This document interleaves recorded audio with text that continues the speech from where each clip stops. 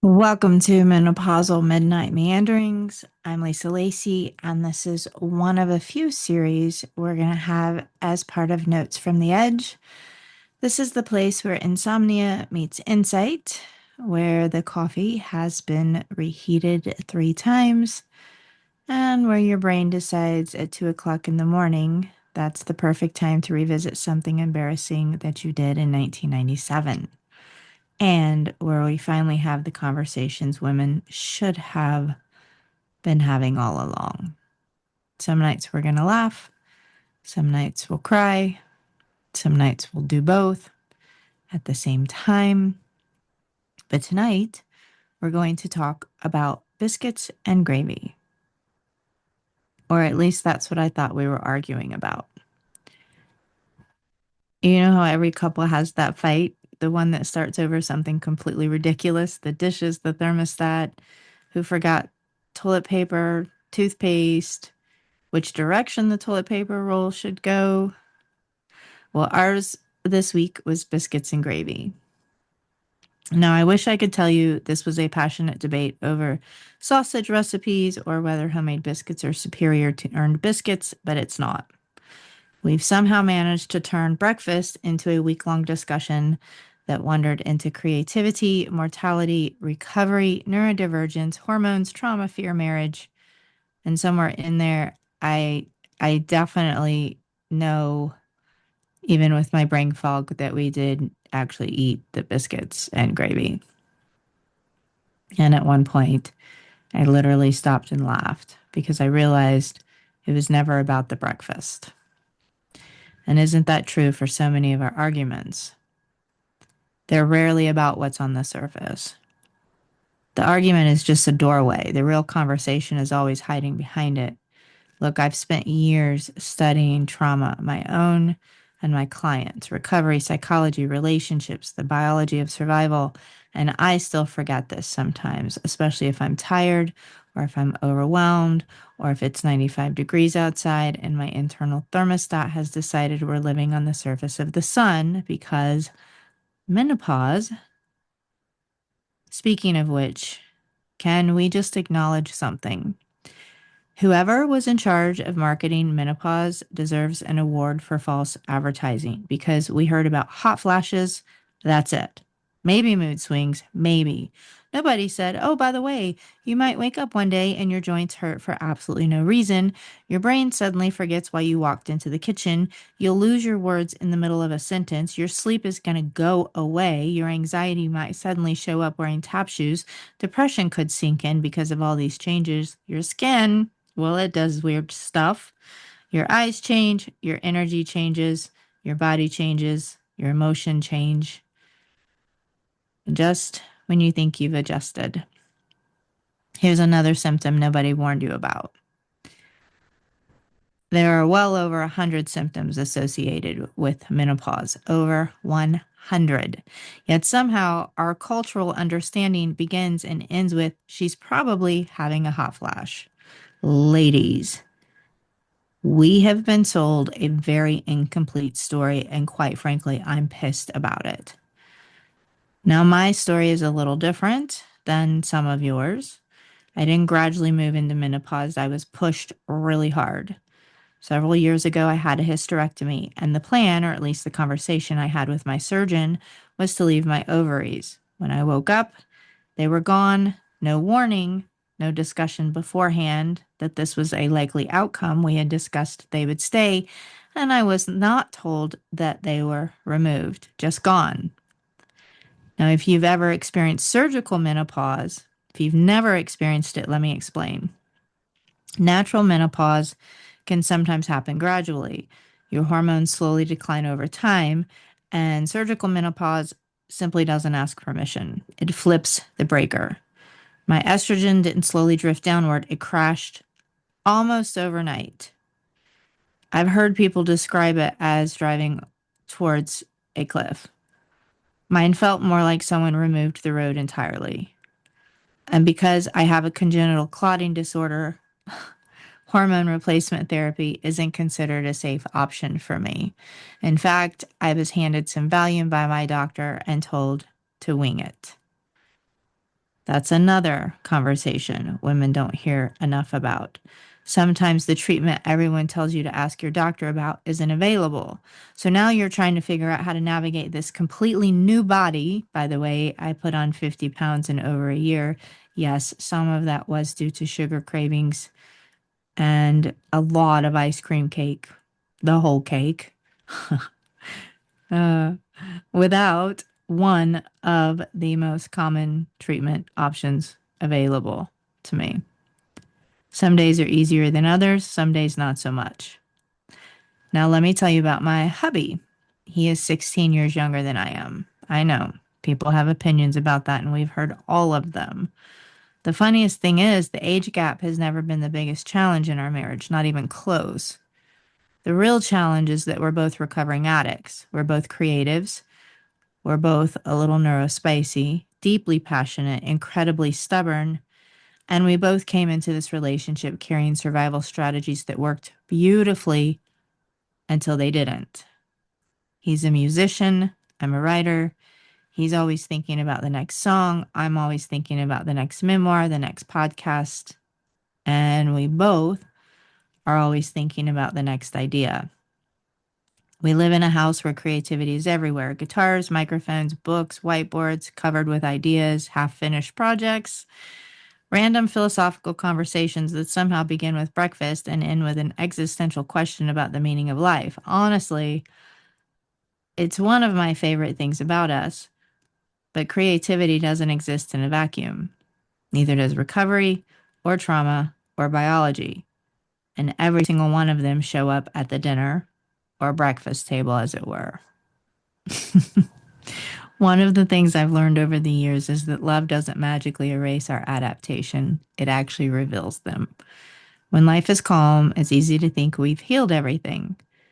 Then something stressful happens, or something scary, uncertain, and suddenly there they are, the old protective patterns, waiting patiently backstage for their cue. The question isn't whether we have them, we all do. The question is whether we recognize them before they start directing the show. And that realization, that's where our conversation about biscuits and gravy finally took an unexpected turn, because underneath all the frustration, underneath the misunderstanding, underneath all the stupid words we said to each other, was something neither of us had actually been talking about: fear. We were both stressed and scared. So the argument made perfect sense, right? It does. So let's talk about fear. Not the dramatic horror movie kind of fear, the quiet kind. The kind that disguises itself as irritation or control, withdrawal, defensiveness, silence, sarcasm, which I've been told all week long I have a problem with, and he might be right, or an argument over breakfast. One of the biggest shifts in my own work over the past few years has been this realization. Most adults don't argue from their thoughts. They actually argue from their biology, and that's a very different conversation. Because when we believe someone is just being difficult, we stop asking better questions. So instead of asking why are they acting like this, we could always ask, what is their survival system trying to protect them from right now? And that question hopefully changes everything. Now, let me tell you something about my hubby that will make this whole story make sense. His greatest fear isn't actually failure. It isn't rejection. It isn't even success. His greatest fear is actually watching the people he loves die before he's had the chance to show them what he's capable of creating. And that breaks my heart because I get it. And he's incredibly gifted. He's one of the most gifted people I've ever known, and I've been in performance since I was 5 years old, so I've known many. He's one of those people that hears music in everything, everywhere. He can pick up almost any instrument with strings and figure it out. He dreams in songs. He plays the guitar in his sleep with his fingers. He sees possibility everywhere. But underneath all of that talent is real fear. Not because he's weak, but because he's human. Now let's talk about me. I have a congenital blood disorder. It's rare, it's genetic. It has nearly taken my life way more than once. I've had many pulmonary embolisms, many deep vein thromboses. I've spent more nights in hospitals than I ever imagined I would. And there have been moments when doctors weren't sure how things were going to turn out, and that reality changes you, not just physically, but emotionally, relationally, and spiritually. It has to. When you've had your own mortality tap you on the shoulder enough times, you stop assuming tomorrow is guaranteed and you begin measuring life differently. And if you love someone whose greatest fear is losing the people he loves, what do you think happens when the person he loves has a body that occasionally reminds both of us that life is fragile? His survival system certainly pays attention. Mine does too, just in different ways. Mine always says, keep moving, figure it out, research another option, find another specialist or doctor, learn everything you can. And his says, please don't leave me yet. Please don't leave me yet. I needed to hear that myself tonight. Neither one of us consciously chooses those responses. They simply appear. Because that's what safety systems do. They try to protect us, sometimes beautifully, other times awkwardly, and occasionally by starting an argument about biscuits and gravy. And here's where I think so many couples miss each other. We spend hours debating the words when the real conversation is happening underneath them. One person is saying, you never listen. The other person hears, I'm failing. One person says, you're always working. And the other one hears, you'll never be enough. One person says, can we please just have breakfast? And the other one hears, it's all going to fall apart on me. And those aren't communication problems, they're interpretation problems. And interpretation is shaped by experience. This is one of the reasons I don't love reducing people to personality labels. Sometimes what looks like a personality trait is actually a protective strategy. The person who needs reassurance all the time, the one who shuts down or gets angry quickly or over-explains or keeps everyone happy or has to know the plan. They may not be fixed characteristics, but brilliant adaptations that helped them survive a chapter of life. The problem is, adaptations don't always retire when the danger does. They keep doing the job they were hired to do, even after they're no longer needed. That's why I spend so much of my time talking about this idea. Survival becomes adaptation. Adaptation becomes identity. Eventually, we stop saying, I learned to do this because I had to. And we just say, well, it's just who I am. Maybe, maybe not. Maybe you're not just an anxious person. Maybe your survival system became incredibly good at noticing danger. Maybe you're not too sensitive. Maybe your body learned that paying attention kept you safe. And maybe you're not too much. Maybe you simply spent years carrying more than most people could see. And maybe your partner has a completely different set of adaptations than you do. And that's where relationships get interesting. Because now it isn't one survival system trying to stay safe, it's two. While trying to love each other, while trying to communicate and build a life together, and remember that the person sitting across from them isn't the person who hurt them years ago. And that's always been a hard one for me. It takes practice. It also takes enormous compassion. Not just for the other person, but for yourself too. Because healing isn't becoming someone who never gets activated. That's an impossibility, at least for me. It's recognizing my activation sooner. It's being able to just stop long enough to ask, am I scared right now? And that question has changed things for me. Not because it solves every disagreement, but because it reminds me that the disagreement is usually not the real story. There's usually a real story underneath it. And once we get that, we stop trying so hard to win the argument. And hopefully try a little harder to understand the person. Because somewhere in the middle of our week-long breakfast debate, I had one of those moments where you stop arguing long enough to actually see him. Not his words or his tone, but him.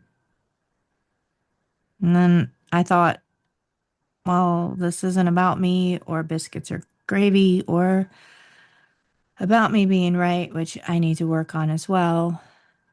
It's about two people's bodies trying to protect them in completely different ways.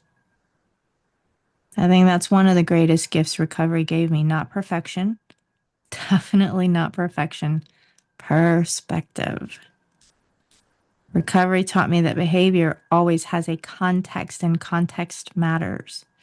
If someone walks into a room angry, I don't think anymore, oh, there's an angry person. I wonder what happened. What's underneath that anger? Anger is usually the loudest emotion, but it's rarely the first one.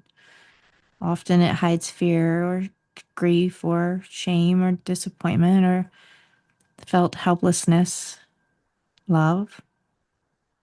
Yes, even love. Sometimes the people who love us the most are also the ones who become the most frightened when life feels uncertain. And fear doesn't introduce itself politely. It criticizes, controls, withdraws, becomes incredibly practical, and wants to solve everything immediately, or at least in my case it does. And it certainly wants a lot of reassurance. I do. My abandonment issues do. The problem is, most of us weren't taught to recognize fear. We were taught to react to behavior. That's a completely different skill. So this week, my work will not be asking the question who's right, but what are each of us trying to protect ourselves from? Because I do think that question changes things. Because suddenly we're not opponents or enemies, we're teammates trying to understand the map each of us has been carrying. Travel mates, right? I don't actually believe we choose partners because they're going to complete us. I tried it that way. It blew up on me. I think we choose partners because they're going to reveal us. And that's way messier, but way closer to the truth. The people we love have an incredible ability to expose the adaptations we forgot we were carrying, the places we still brace, still perform, still expect disappointment, lack of trust, betrayal. If you've listened to my work for a while, you've heard me say this before. One of the central ideas I teach is survival becomes adaptation, then adaptation becomes identity. But here's the next part. Identity eventually asks to become authenticity, not the trendy version of authenticity, the quiet version. The kind where you stop performing safety and actually start creating and feeling it. And sometimes that looks like saying, I'm scared you're going to leave right now, instead of, why are you doing this? Sometimes it looks like saying, I don't need you to fix this. I just need you to listen or really get it. And sometimes it looks like apologizing or taking a walk before you answer or realizing that your hormones are making everything feel way louder than things actually are. Can we normalize that? Seriously. Can we normalize women saying, today my body is having a hard day? Not because we're weak, but because we're authentically honest. There were days after surgical menopause when I genuinely didn't recognize myself. There still are some days. I wasn't just having hot flashes. My sleep disappeared, my anxiety changed, my joints hurt, concentration changed, emotions felt unfamiliar. There were moments when I looked in the mirror and went, I don't know who you are. And if you've never experienced that, it's really hard to explain. Just imagine waking up in a body you've lived in for decades, almost half a century, and then suddenly it starts speaking a language you don't understand. That's what it feels like. And then add chronic health issues, add a history of addiction, add trauma, work stress, two creative careers, financial uncertainty that every artist knows, and then expect yourself to communicate perfectly. That's a freaking impossible standard. One of the kindest things that I've learned to say to myself is, of course, this was hard. Not what's wrong with me, but yeah, this is hard. There is something incredibly self compassionate about acknowledging reality instead of arguing with it. And I think we need way more of that, especially as women, especially in midlife, where we're often expected to keep producing at the same level, keep smiling, taking care of everyone else, performing confidence, even when our bodies are asking for something new and completely different. What if midlife isn't asking us to become less? What if it's asking us to become more honest? What if menopause isn't just an ending, but an invitation to stop pretending we're okay when we're exhausted, to stop apologizing for having needs and wants, and to stop measuring our worth by how comfortable we can make everyone else or how much we produce? Maybe that's one of the hidden gifts of getting to get older, because see, I do get to get older. You realize you don't have the energy to perform your life anymore, and maybe that's exactly the point. Maybe life isn't taking something away like I had thought for the past year.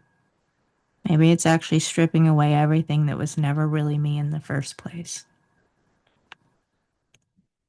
When you're younger, at least for me, I spent so much time trying to find the right things, right person, right career, right city, right purpose, right life. And somewhere along the way, the questions started changing. It's not about did I choose the right person? It's about what is this relationship teaching me? And that's a very different question.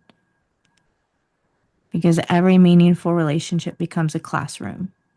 Some teach us joy, some boundaries, forgiveness, some how deeply we can love, and some teach us that we're still scared little children. I definitely do not think my hubby came into my life to fix me, and I certainly didn't come into his life to be his fixer. We came in to witness each other, to challenge one another, and to call each other forward, and sometimes to hold up a mirror. Not the kind of mirror that points out flaws,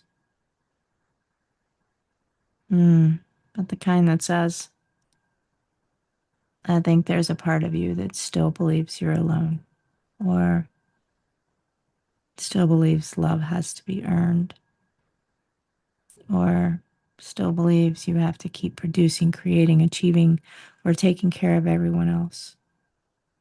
Because if you don't do that, you'll stop being enough. Those are the deeper conversations worth having that we're not having, not because they're easy, but because they're real and they're honest and they're filled with integrity. I don't know if we'll ever stop having silly arguments. I think a little laughter is good for a marriage. I'm sure we'll have another disagreement over something completely ridiculous, coffee, laundry, whose turn it is to let the dogs out. That's a big one. Or maybe biscuits and gravy will make a comeback. But I hope we'll remember something. The subject of the argument is rarely the story. The story is almost always underneath it: fear, grief, biology, exhaustion, longing to be understood, the desire to know that the person sitting across from you is still choosing you, even on the hard days, especially on the hard days. If you're listening tonight, maybe you're not married, maybe you're divorced, maybe you're grieving, maybe you're lying awake listening to this, wondering why your body suddenly feels unfamiliar. Maybe you're navigating menopause or recovering from addiction or rebuilding a life after betrayal.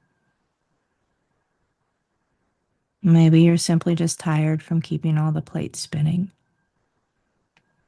I want you to hear this. Your body is not your enemy. Your biology is not your character. And your adaptations are not your identity. Sometimes your body has simply been trying to protect you the best way it knows how.